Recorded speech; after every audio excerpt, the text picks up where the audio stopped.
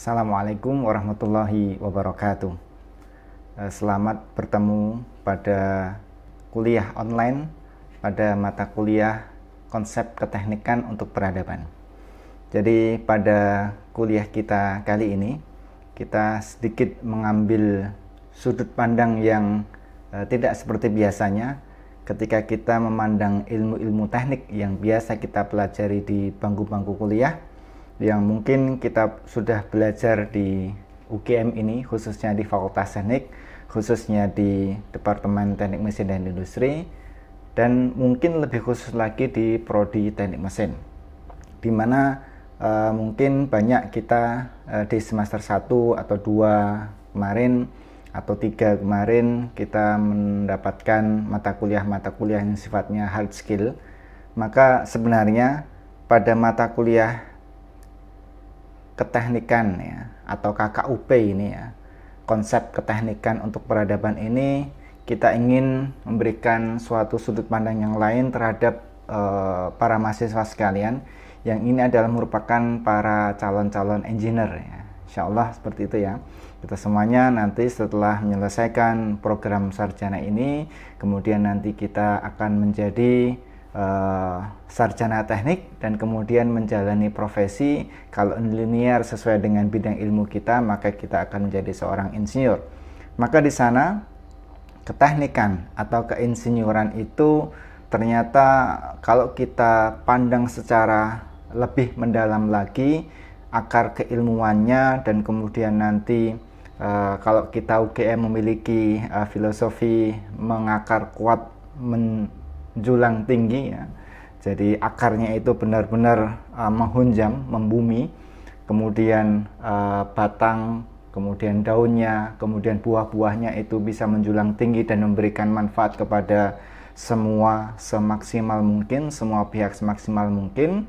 Maka ternyata ilmu-ilmu teknik ini pun juga merupakan di antara ya, aspek-aspek penting yang nantinya akan membangun peradaban. Kita bisa menyadari bahwasanya peradaban itu adalah merupakan suatu kumpulan dari proses yang panjang selama bertahun-tahun, puluhan tahun, bahkan bisa berabad-abad untuk membentuk suatu society, suatu kemasyarakatan yang kemudian peradaban itu kalau ditinjau dari sifatnya yang bisa secara materialistis ataupun bisa yang sifatnya non materialistis. Kalau materialistis maka kita melihatnya dari sudut pandang benda fisik ya, bangunan, teknologi, kemudian peninggalan-peninggalan sejarahnya, kemudian bagaimana masyarakat itu menggunakan alam semesta, benda-benda di sekitarnya untuk kemudian menunjang peri kehidupan mereka. Sementara kalau yang non materi jelas itu adalah merupakan manusianya itu sendiri. Bagaimana interaksi antar manusia, bagaimana mereka memenuhi kebutuhan hidupnya. Dulu di masa ketika teknologi belum begitu maju, maka pemenuhan kebutuhan teknologinya itu mereka secara tradisional sekali ya. Misalkan yang kita ketahui di zaman batu, kemudian berkembang menjadi zaman logam, maka kemudian mereka mencari makanan itu dengan berburu, hingga akhirnya hari ini kita bisa mengembangkan teknologi untuk memenuhi kebutuhan pangan kita.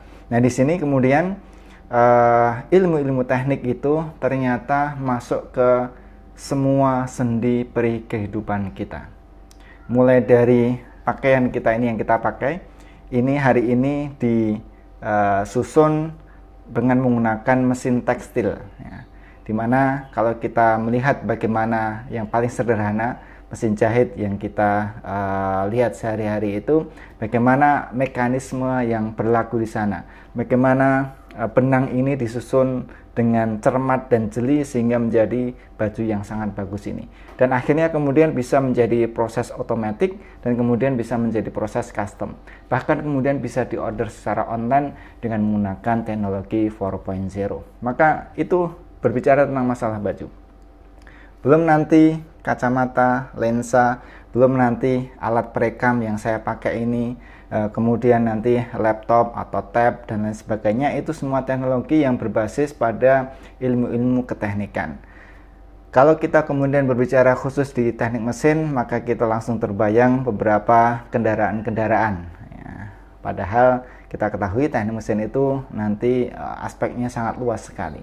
Segala sesuatu yang kemudian berhubungan dengan aspek mekanik, ya, makanya aslinya bahasanya adalah mechanical engineering, maka itu semuanya masuk bagian ilmu teknik mesin.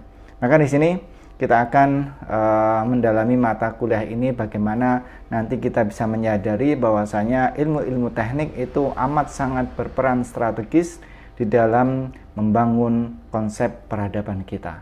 Di mana bagaimana hari-hari ini ya, kita disadarkan kembali bagaimana beralihnya dari teknologi 3.0 menuju ke teknologi 4.0. Bahkan kita sedang beberapa bagiannya mengarah ke 5.0 ya.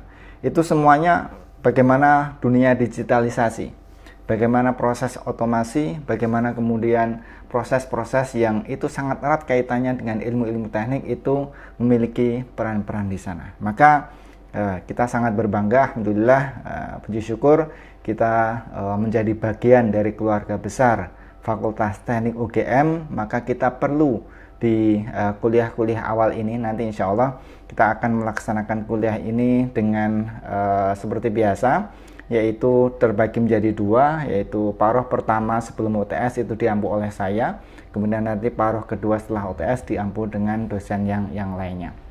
Nah, di paruh yang pertama ini sebelum UTS ada 7 kali pertemuan, maka insya Allah kita akan melaksanakannya secara daring karena ya kita sedang mengalami masa-masa pandemi yang cukup panjang dan entah nanti kita berdoa semuanya agar bisa segera berlalu. Oleh karena itu kita mengajarkan dengan metode blend. Ya, ini video ini saya rekam dalam rangka untuk memberikan kuliah asinkron. Nanti pada kuliah yang dijadwalkan kita akan bertemu bertatap muka secara online, itu namanya kuliah sinkron. Dan kemudian nanti kita menggunakan platform online yang lainnya, entah itu dengan Google Classroom, Google Meet, dan lain sebagainya, atau menggunakan Webex dan sarana online yang lainnya. Maka itu adalah merupakan metode blend dari sisi tata caranya. Adapun secara filosofis, maka sekarang kita menginginkan agar mahasiswa menjadi center of learning ya. Jadi ada shifting. Kalau dulu di beberapa tahun yang lampau, mungkin 10-20 tahun yang lampau, dosen itu sebagai sentral dari proses belajar mengajar. Nah, maka sekarang dengan adanya perkembangan teknologi, perkembangan zaman, dan juga perkembangan peradaban, maka kita mengharapkan mahasiswa sekarang menjadi pusatnya pembelajaran. Bagaimana kemudian pemerintah kita menggalakkan adanya kuliah merdeka, maka kita berharap kemudian mahasiswa ini benar-benar bisa mengoptimalkan seluruh potensi yang ada pada dirinya untuk berkembang seluas mungkin, bahkan kita berharap bisa melampaui pengajar-pengajarnya atau dosen-dosennya. Sehingga ini mohon kerjasamanya. Kita mengalami masa-masa yang cukup sulit, tetapi kita berharap agar kemudian dengan adanya new normal ini Anda semuanya bisa memperoleh manfaat sebesar-besarnya demi masa depan Anda sendiri, baik secara pribadi maupun keluarga maupun bangsa dan negara secara umum dan peradaban umat manusia secara lebih luas lagi, agar kemudian kita tidak ketinggalan gerbong kereta. Semuanya sekarang sedang berubah, changing, maka kita perlu menyesuaikan diri dan kemudian kita tidak boleh berpangku tangan. Nah, maka di sini di pertemuan pertama ini kita akan membahas terkait dengan sejarah. Ya. Ini memang menjadi unik karena saya katakan kuliah ini merupakan perpaduan antara lebih banyak soft skillnya, hard skillnya itu nanti Anda pelajari di mata kuliah yang lainnya seperti termodinamika, perpindahan panas, atau kemudian mekanika fluida, atau matematika, fisika, dan lain sebagainya, itu kita katakan sebagai hard skill Anda. Nah, ini soft skill Anda, selain Anda mengasahnya di luar kelas, dalam organisasi, dalam kemasyarakatan, maka mata kuliah ini untuk memberikan penyadaran bagaimana sejarah itu nanti akan membangun bagaimana konstruksi berpikir kita untuk bisa melihat masa depan lebih baik lagi. Ibarat kaca spion, sejarah itu kita pakai untuk menengok ke belakang agar kemudian kita bisa mempelajari bagaimana ketika kita maju ke depan, maka majunya dengan kecepatan berapa berdasarkan spion itu, apakah ada hambatan rintangan yang ada di belakang dan kemudian perlu berbelok kanan atau kiri, maka kita memanfaatkan spion tersebut. Nah, sejarah itu akan kemudian memberikan banyak sekali pelajaran bagi kita semuanya. Nah, kita akan belajar sejarah Fakultas Teknik khususnya dan secara umum nanti UGM. Ya. Nah, di sini pada mata kuliah ini nanti kita akan memberikan secara panduan kurikulum, kita akan memberikan capaian pembelajaran itu ada 5. Yang pertama adalah mahasiswa mampu menjelaskan, bagi kami tidak hanya menjelaskan tetapi menginternalisasi, bagaimana kemudian menyadarkan dirinya sendiri dan teman-temannya, dan kemudian nanti seangkatan, bahkan nanti kemudian secara kolektif engineer di seluruh Indonesia, engineer di seluruh bumi ini, peran ilmu keteknikan dan sebagaimana ilmu-ilmu yang lainnya, maka ilmu ini bisa memberikan makna positif, bisa juga memberikan makna negatif.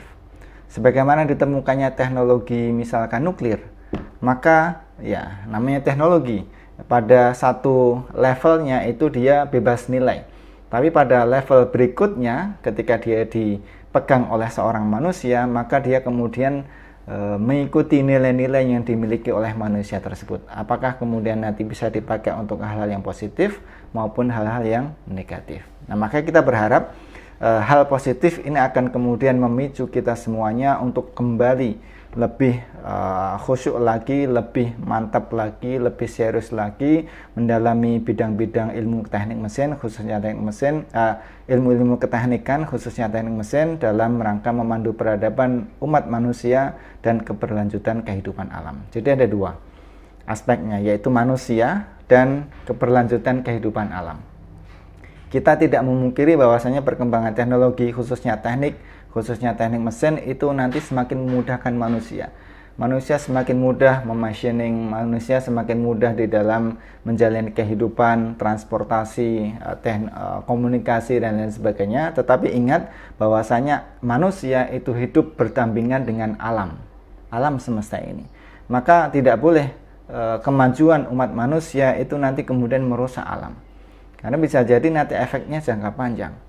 Kita menyadari bagaimana misalkan polusi akan kemudian merusak lapisan ozon kita. Ketika ozon itu kemudian menjadi terbuka, maka kemudian sinar matahari yang tadinya difilter oleh ozon itu akan sampai ke bumi dan akhirnya menjadi dampaknya negatif. Oleh karena itu, kita perlu menyadari bahwasanya peran ilmu teknik mesin ini memiliki 2 sisi yang harus diperhatikan. Yang pertama adalah aspek manusianya, yang kedua adalah aspek lingkungan atau kehidupan alam. Kemudian berikutnya adalah bagaimana kita semuanya nanti mahasiswa mampu mengidentifikasikan dan menganalisis problem keteknikan dari sudut pandang sosial. Jadi hari ini kita amat sangat connected, sangat-sangat integral. Kita tidak memandang bahwasanya ilmu itu hanya satu bagian individual saja. Tetapi kita menyadari bahwasanya ilmu teknik mesin kita sekalipun itu amat sangat nanti bergantung dengan ilmu amat sangat bergantung dengan ilmu sosial. Jadi ada sudut pandang sosial. Kemudian ada budaya masuk di sana, kemudian politik masuk di sana, ekonomi juga masuk di sana, kesehatan, keselamatan, dan jelas lingkungan. Jadi saling kait mengkait. Bagaimana misalkan teknologi otomotif itu akan kemudian mengintroduce ke masyarakat, itu perlu peran sosial. Bagaimana desainnya, bagaimana berkendaranya, agar kemudian tidak ugal-ugalan dan seterusnya. Bagaimana kemudian ekonominya, apakah kemudian secara ekonomis itu masuk atau tidak hitungannya. Kalau kemudian tidak masuk, maka jelas bagus apapun produk teknologi kita pasti tidak akan terserap oleh pasar. Kemudian jangan lupa ada kesehatan di sana, ada keselamatan, itu menjadi sesuatu yang prioritas, serta lingkungan. Berikutnya yang ketiga, mahasiswa mampu menjelaskan prinsip-prinsip dasar dan tahapan perancangan. Nah, Kenapa desain atau perancangan ini menjadi core daripada tujuan capaian pembelajaran mata kuliah ini? Karena ini yang membedakan antara level, mohon maaf, misalkan sarjana dengan yang lainnya. Misalkan teman-teman kita dari sekolah vokasi atau teman-teman dari SMK. Sama-sama misalkan teknik otomotif, maka kemudian bagi nanti teman-teman yang lanjut ke sub bidang, karena kita setelah nanti semakin tinggi semesternya akan semakin mengerucut salah satu minat kita. Maka kemudian di sana yang perlu membedakan adalah kemampuan merancang. Jadi harapan kami nanti engineer itu atau insinyur itu memiliki kemampuan merancang yang baik. Tidak hanya sekedar operator tetapi mampu merancang, mendesain.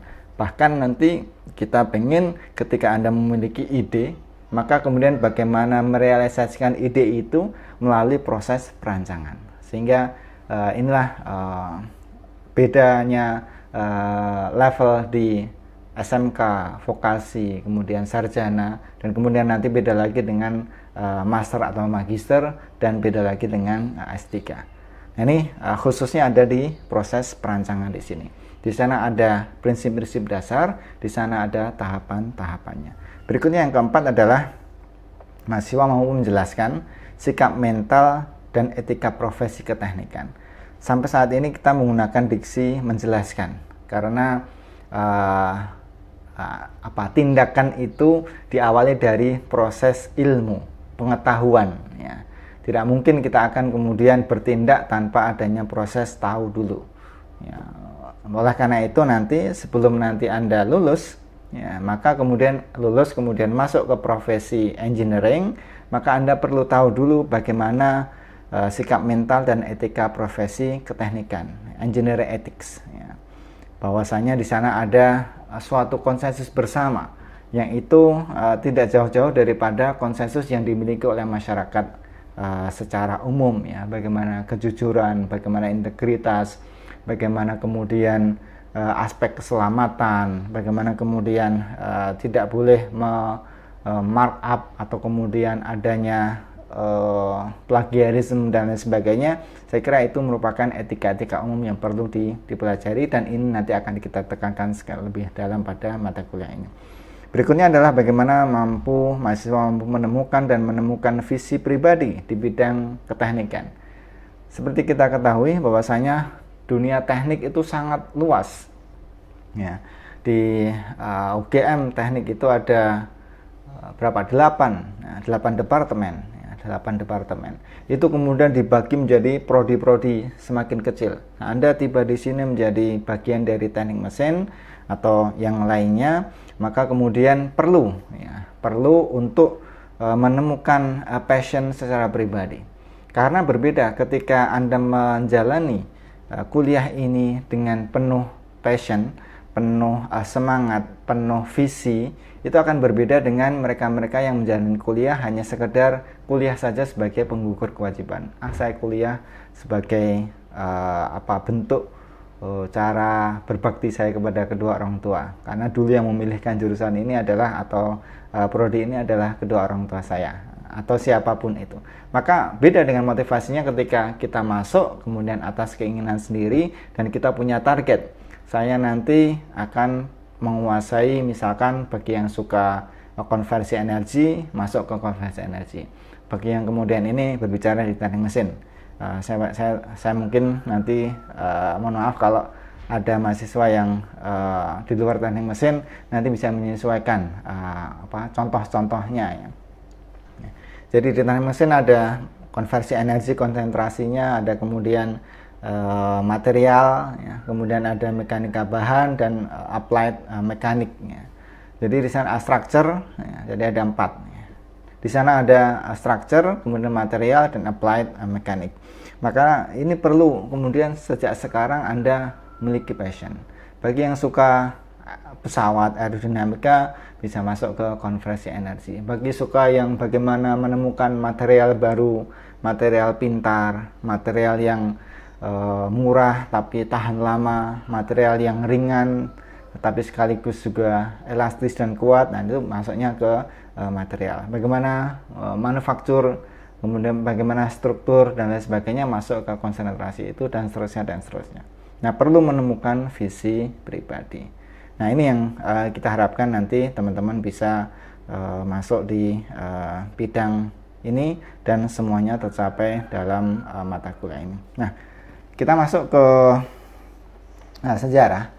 Karena UGM ini secara umum tinggal di Yogyakarta, maka kita perlu menyadari bahwasanya kita hidup ini kan tidak sendiri. Anda yang pendatang maka hidup di UGM ini, hidup di lingkungan Fakultas Teknik ini memiliki masyarakat sekitar. Nah, masyarakat sekitar itu adalah masyarakat khususnya Yogyakarta. Dan perlu diketahui Yogyakarta itu dulunya merupakan bagian dari kerajaan. Ya, kerajaan, dan kemudian setelah Indonesia menyatakan kemerdekaannya, maka kemudian dengan sukarela Raja saat itu, Sultan Hamengkubuwono ke-9 saat itu menyatakan diri bergabung, sehingga ini adalah merupakan atas kerelaan. Oleh karena itu mendapatkan julukan keistimewaan, sehingga namanya adalah Daerah Istimewa Yogyakarta. Sehingga uniknya sekarang salah satu praktek praktis yang dilakukan adalah gubernur itu adalah merupakan sekaligus seorang raja. Jadi tidak ada pemilihan gubernur di Yogyakarta ini, dengan keistimewaannya karena sukarela legowo menggabungkan diri dengan NKRI, maka kemudian yaitu salah satu. Kemudian wakil gubernurnya adalah raja yang satunya, yaitu adalah Pakubuwono. Ya. Nah, berikutnya adalah terdiri dari 5 daerah tingkat 2, Yogyakarta, Kulon Progo, Bantul, Gunung Kidul, Sleman, yaitu. Kemudian luas areanya tidak luas, ya. Yaitu hanya sekitar 3.185 km. Anda bisa melihat di sini. Kemudian populasinya tidak sampai 4 juta. Tapi kalau di-compare dengan Singapura, ini Yogyakarta ini, DIY ini lebih luas daripada Singapura, sehingga ini adalah merupakan bagian daripada Indonesia dan letaknya berada di Pulau Jawa, khususnya di bagian tengah selatan, berhadapan dengan nanti kalau kita lihat di peta, maka kalau Anda ke selatan terus maka sampai ke Australia. Berikutnya adalah Yogyakarta memiliki sebuah ciri di mana ini adalah merupakan kota budaya. Anda masih bisa melihat bagaimana orang-orang berpakaian budaya, masih melihat bagaimana budaya itu dilestarikan dan seterusnya, termasuk bangunannya. Kota sejarah sekaligus kota pendidikan. Ya, kampus paling banyak yang secara provinsi itu ada di kita ini. Sehingga kalau masa-masa liburan, ya, liburan khususnya di kampus perguruan tinggi, maka biasanya Jogja sepi. Ya, seperti saat ini, pandemi ini yang hanya beberapa kampus yang membuka secara offline dan beberapa pihak yang hanya diperbolehkan masuk kampus, maka Yogyakarta relatif sepi. Kemudian Anda bisa melihat bagaimana peninggalan-peninggalan sejarah, ada Candi Borobudur, kemudian secara geologi ada Merapi, kemudian ada Tugu Jogja, ada Keraton, Candi Prambanan, pantai selatan, Malioboro, jangan lupa, dan seterusnya. Dan itu adalah merupakan bagian daripada peradaban lingkungan yang ada di sekitar kita. Nah, untuk lebih ke dalam lagi, maka di sana ada Universitas Gadjah Mada. Ini adalah merupakan kampus yang kita cintai bersama, dan kita secara sadar memilih kampus ini, maka tentu saja kita memiliki kebanggaan tersendiri terhadap kampus kita ini. Nah, untuk mempersingkat penjelasan terkait dengan Universitas Gadjah Mada ini, maka kita bisa menyimak video profil sebagai berikut.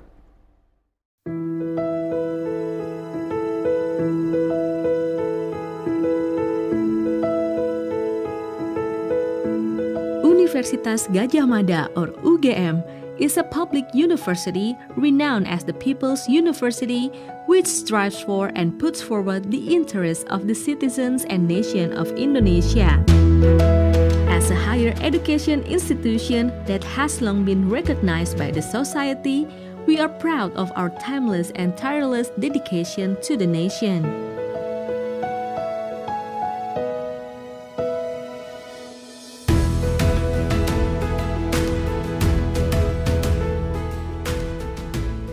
by cultivating, implementing, and leveraging education, research, and community services, which constitute the salient objectives of Indonesian higher education, or Tridharma, we remain committed to incessantly promoting the values of Pancasila. We exert the utmost effort to protect Indonesia's sovereignty in accordance with Pancasila ideology and the 1945 Constitution. As a world-class university, UGM is devoted to the interests of the nation and humanity. We conduct research, provide education, and deliver community services by enhancing knowledge that benefits the community, the nation, and the world.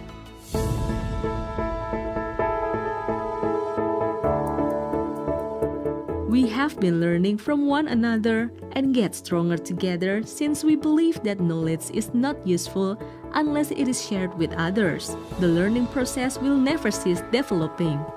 At UGM, we learn by continuously exploring sciences, learning from history, observing the present, and researching for the future. We always work hard and never give up. The learning and research processes at UGM continue to run together and explore state-of-the-art innovations. To create a convenient, environmentally friendly, and pollution-free green campus, UGM has built a wisdom park that substantiates the teaching and learning process. The park per se is open to the public. UGM has also developed drinking water facilities throughout the campus, provided by a drinking water supporting unit. This system is harnessed by the entire academic community of UGM.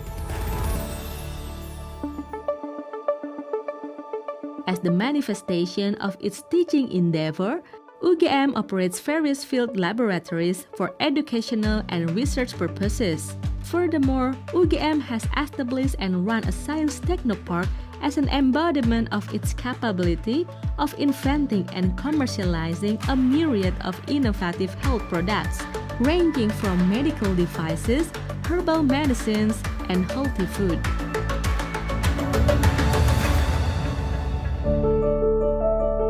There are now more than 118,000 cases in 114 countries, and 4,291 people have lost their lives.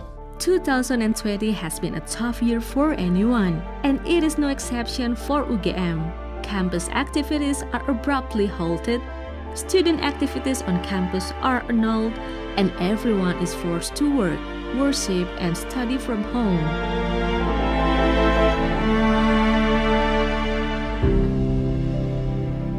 Lecturers have no choice but to learn how to teach effectively using the Information and Communication Technology, or ICT.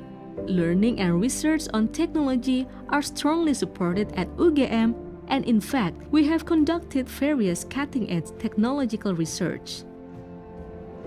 Community Service, or KKN, is one of the most important courses to complete the study program, which will be undergone by University of Gadjah Mada, or UGM, in 2020 while adapting online courses system. Supported by the Ministry of Education, UGM will continue its service within the society across Indonesia during the pandemic issue.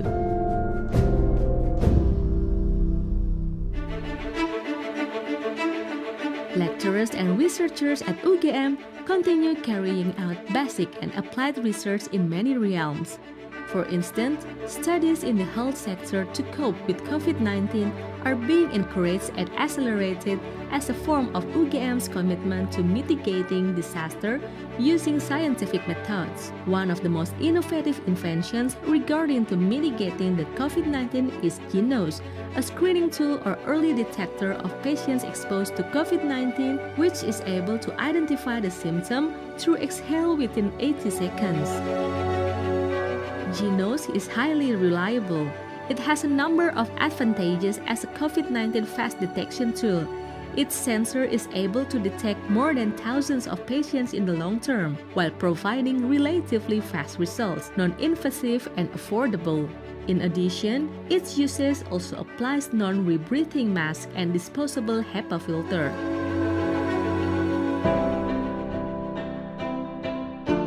Those challenges somehow direct or even force us to innovate and modify approaches. Success is a journey which necessitates smart work through learning, studying, and sacrificing. Despite all that, most of all, we love what we do.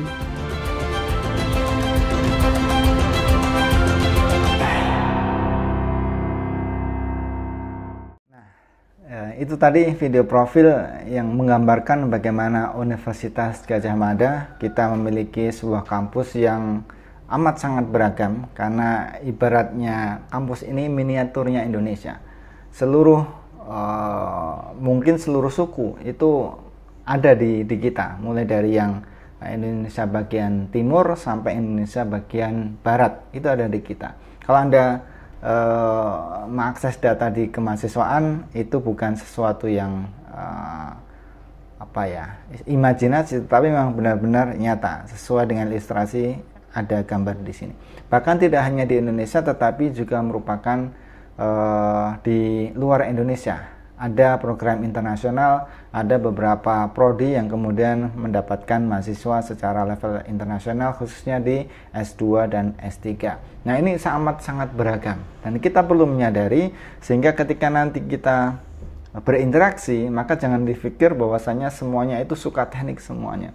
Jangan dipikir semuanya itu suka dengan hitung-hitungan eksak. Tapi perlu kita menyadari di luar sana ada banyak sekali manusia yang beragam, bahkan setiap kepala itu memiliki pemikiran tersendiri. Sehingga kita perlu melatih bagaimana kita kemudian bisa bekerja sama, bisa sinergi, bisa saling menghormati untuk kemudian tercapainya kehidupan atau kemudian suasana yang nyaman, bebas konflik dan lain sebagainya. Ini mudah diucapkan, tetapi Anda perlu berlatih, kita semuanya perlu berlatih, terutama bagaimana mengendalikan emosi kita masing-masing. Semuanya beragam. Ya. Kemudian keragaman itu juga selain dari suku ada agama. Saya kira ini semuanya menyadarinya. Ya. Kemudian kalau sejarahnya tadi sudah disampaikan di video profil, sehingga tidak perlu saya ulang lagi, tapi kita menekankan bahwasanya ini adalah merupakan universitas dengan total mahasiswa lebih daripada 50.000, dengan total dosen lebih daripada 2.500, banyak sekali. Bahkan beberapa referensi menyatakan ini adalah merupakan universitas yang terbesar secara bangunan fisik di Asia Tenggara, ya. Nanti bisa di cross check terkait dengan kenyataan ini. Kemudian secara fakultas itu juga memiliki fakultas yang sangat beragam dan komprehensif. Bahkan setahu saya ini adalah merupakan satu-satunya universitas yang memiliki fakultas filsafat secara tersendiri. Biasanya filsafat ini dimasukkan ke fakultas yang lainnya, tetapi karena di UGM ini, maka filsafat masuk sebagai fakultas tersendiri dengan sub-sub yang nanti keilmuan yang ada di bawahnya.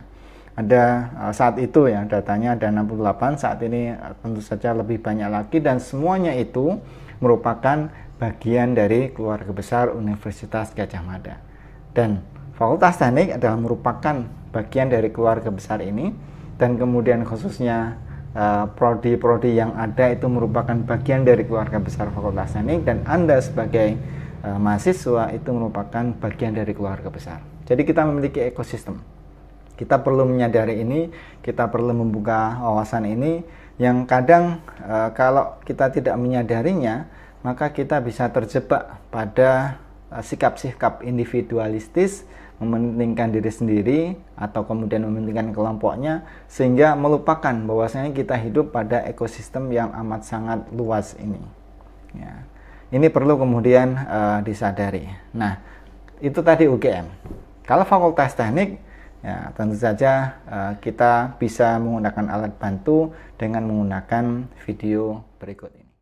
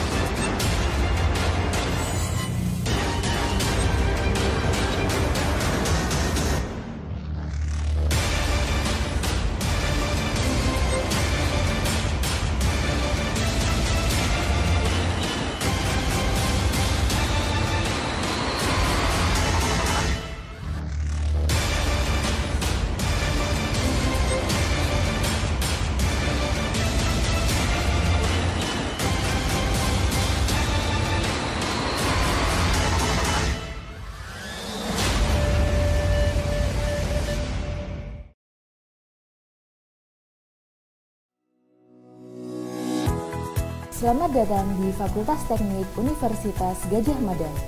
Di tempat inilah calon-calon cendekia muda terbentuk. Berlokasi di Jalan Grafika Nomor 2 Yogyakarta, dengan suasana kampus yang rindang dan sejuk, menjadikan atmosfer perkuliahan dan kegiatan kemahasiswaan menjadi nyaman. Berbagai fasilitas pendukung kampus juga disediakan, mulai sarana olahraga, ibadah, dan fasilitas untuk kegiatan kemahasiswaan lainnya.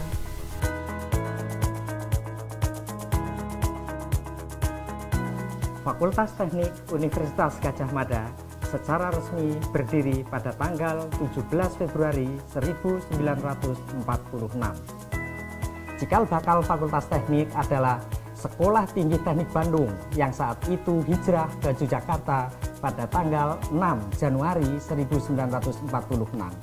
Kemudian Sekolah Tinggi Teknik Bandung di Yogyakarta secara resmi dibuka pada tanggal 17 Februari 1946. Saat ini, Fakultas Teknik Universitas Gadjah Mada memiliki 12 program studi sarjana, 14 program studi master, dan 8 program studi doktor dengan jumlah mahasiswa total 8.500 orang. Fakultas Teknik Universitas Gadjah Mada memiliki 370 dosen dan 450 tenaga kependidikan. Guru besar aktif di Fakultas Teknik saat ini berjumlah 44 orang dan 220 orang dosen menduduki jabatan akademik lektor kepala. Prestasi Fakultas Teknik Universitas Gadjah Mada dalam bidang pendidikan, penelitian, dan pengabdian kepada masyarakat sangat menonjol, baik di tingkat nasional maupun internasional. Mahasiswa Fakultas Teknik Universitas Gadjah Mada berulang kali menjuarai kegiatan-kegiatan lomba kemahasiswaan, baik di dalam negeri maupun di luar negeri.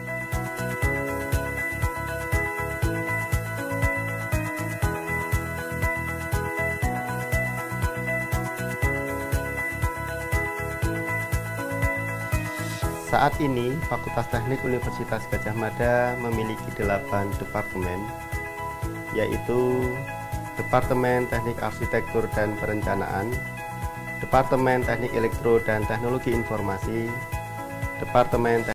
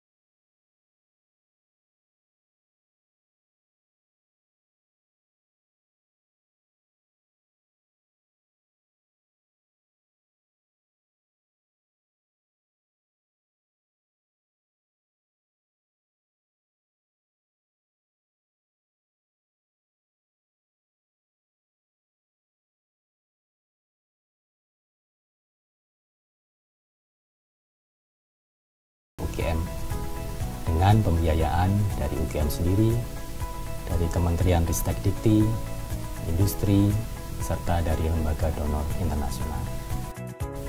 Sebagian penelitian berusaha memecahkan masalah-masalah keseharian melalui penerapan teknologi tepat guna.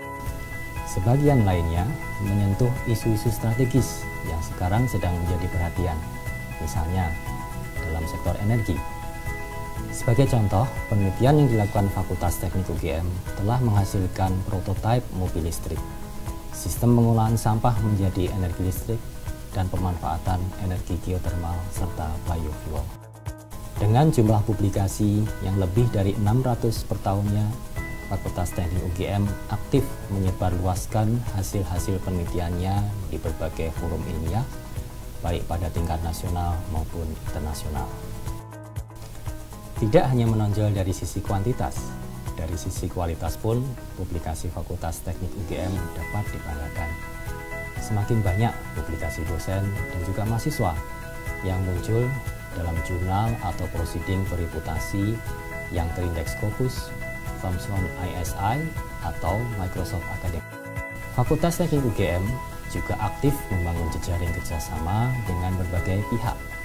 Kami telah bekerja sama dengan lebih dari 60 mitra industri dan juga pemerintahan dengan lingkup kerjasama dari mulai pelatihan, studi dan penelitian, sampai dengan pengembangan produk. Dengan kemampuan dan pengalaman yang kami miliki, kami siap membantu memberikan solusi-solusi keteknikan untuk berbagai permasalahan yang dihadapi oleh industri dan juga masyarakat.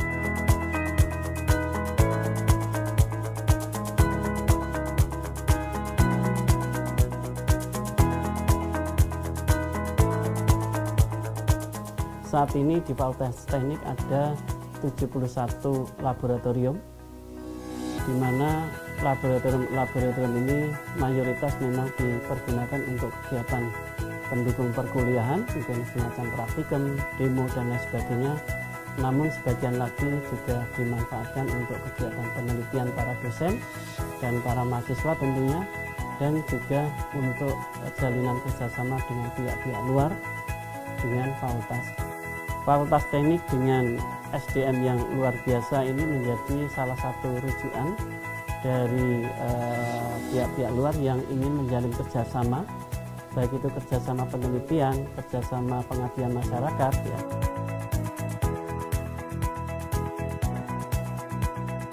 Alasan saya memilih Fakultas Teknik sebagai tempat saya untuk kuliah adalah karena Fakultas Teknik UGM merupakan salah satu fakultas teknik terbaik di Indonesia. Saya memilih Fakultas Teknik UGM karena lulusan UGM itu punya integritas yang tinggi dan berkompeten di bidangnya. Saya ingin menjadi seperti Insinyur Soekarno, menjadi insinyur terbaik di Indonesia dan menjadi pemimpin negeri ini.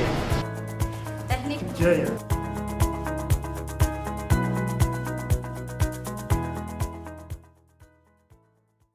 Nah, dari video ini, video tadi, Anda bisa melihat bagaimana secara singkat Fakultas Teknik itu ya. Jadi kalau di lingkungan UGM mungkin ini adalah merupakan fakultas terbesar, atau ya datanya confirm fakultas terbesar di UGM dengan total mahasiswa itu lebih dari 8.000 dan dosennya sekitar 356, bahkan lebih saat ini ya. Nah, sejarahnya mulai dari 1946 ada teknik sipil, ada teknik mesin dan listrik dulu digabung. Mesin listrik itu digabung, kemudian mesin berdiri sendiri, listrik berdiri sendiri tahun 63 menjadi teknik elektro. Nah, kemudian ada geodesi, geologi, arsitektur, nuklir, teknik industri, teknik fisika, perencanaan wilayah dan kota, hingga akhirnya teknologi informasi. Nah, ini secara sejarah Anda bisa melihat bagaimana proses lahirnya, sehingga kalau nanti ini masuk dalam proses sejarah ini nanti bisa dilihat dari postur alumninya. Biasanya semakin senior sebuah institusi, maka semakin senior pula alumninya dan jejaringnya juga semakin bagus. Walaupun itu tidak menjadi sesuatu yang pasti, tetapi umumnya seperti itu. Sehingga kita bisa melihat bagaimana kemudian para alumni dari berbagai macam departemen ini kemudian kiprahnya bisa kita lihat baik di dalam negeri maupun di luar negeri. Nah, itu tadi terkait dengan Fakultas Teknik. Nah, kemudian perlu juga Anda sebagai bagian dari society ini mengetahui terkait dengan pejabat-pejabat yang saat ini menjabat. Ya, jadi silakan buka di website, kemudian kenali siapa saja, misalkan ketua Kaprodi atau kepala Kaprodi, ya, Kaprodi. Kemudian siapa departemen, ya, hubungan antara prodi dengan departemen itu seperti apa dalam organisasi. Nanti kemudian departemen-departemen itu kemudian mengerucut menjadi fakultas, fakultas menjadi universitas. Di universitas kemudian ada banyak sekali lembaga-lembaga yang lainnya, misalkan lembaga untuk pengabdian masyarakat, lembaga penelitian, lembaga untuk publikasi, lembaga untuk keuangan, lembaga untuk kemahasiswaan, dan lain sebagainya. Anda perlu kemudian melihat peta ini secara global, kemudian perlu melihat pejabatnya agar kemudian kita ketika bergaul itu tidak misunderstanding gitu ya. Sehingga ketika menulis misalkan di skripsi atau di ucapan terima kasih di makalah ilmiah dan lain sebagainya, kita bisa menyebut pejabat tersebut dengan baik dan benar, karena ini adalah merupakan bagian dari etika kita di dalam berorganisasi di fakultas maupun di universitas. Nah, di sini kemudian saya perlu menjelaskan adanya beberapa fasilitas pendukung di lingkungan UGM secara umum maupun Fakultas Teknik secara khusus, ya. Adanya laboratorium, kemudian adanya perpustakaan. Ya, jangan sampai kita sudah lama di Fakultas Teknik tapi belum pernah masuk ke perpustakaannya sekalipun. Di sana perpustakaannya sedang mengembangkan menuju ke aset-aset yang digital atau buku-buku digital atau elektronik. Anda kemudian bisa mengaksesnya di sana. Akses internet, ya, kemudian plaza KFPFT yang sekarang dirubuhkan dan kemudian nanti insya Allah akan didirikan lebih megah, lebih bagus lagi, dan tentu saja dalam rangka untuk mendukung pelayanan kepada mahasiswa dan dosen dan sivitas akademik. Maaf. Ada lapangan olahraga, ada kegiatan kemahasiswaan dan lain sebagainya. Nah, ini yang wajah baru dari FTUGM. Ini sudah lama direncanakan. Yang bagian kiri ini adalah merupakan gedung KPFT nantinya, ya, gedung KPFT nantinya, ya. Jadi ada gedung baru ini, kemudian ada ERIC, ya, Engineering Research Innovation Center, yang sekarang letaknya sedang dibangun di utara gerbang teknik itu, yang dulunya ada UGM Press atau Gamma Press, sekarang mau dibangun seperti ini. Nah, ini merupakan wajah baru yang kemudian nanti mungkin setelah pandemi ini jadi mungkin baru bisa efektif dalam 1 atau 2 tahun lagi. Mudah-mudahan kita masih bisa menikmatinya nanti dengan wajah baru ini. Tentu saja dengan inovasi baru, fasilitas baru yang semuanya mendukung agar output daripada engineer atau sarjana kita semakin bagus lagi.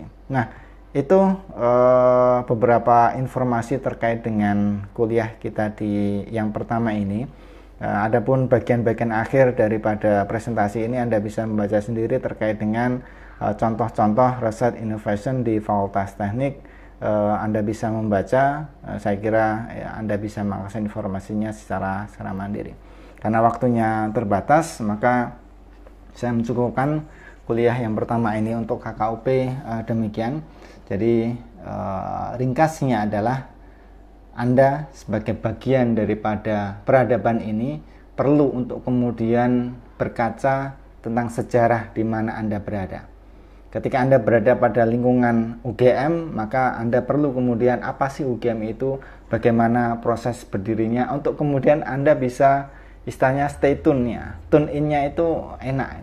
kemudian Fakultas Teknik bagaimana, kemudian departemen bagaimana, sampai nanti secara komunitas yang kecil angkatan Anda, atau kemudian kalau sekarang ada beberapa kumpulan mahasiswa dalam satu daerah tertentu, misalkan asalnya dari Pulau Kalimantan, berkumpul, itu juga kadang perlu informasi itu, sehingga kita bisa menjalani kehidupan di Fakultas Teknik ini dengan support, tidak hanya secara individu tetapi supportnya secara sosial, dan itu Anda bisa dapatkan, dan mudah-mudahan Anda bisa menyerap maksud daripada kuliah pertama ini. Demikian dari saya. Ada kurang lebihnya mohon maaf. Kalau nanti ada hal yang perlu didiskusikan, kita akan diskusikan pada kuliah sinkron kita atau melalui media yang lainnya. Demikian saya akhiri, terima kasih. Assalamualaikum warahmatullahi wabarakatuh. Semoga sehat selalu.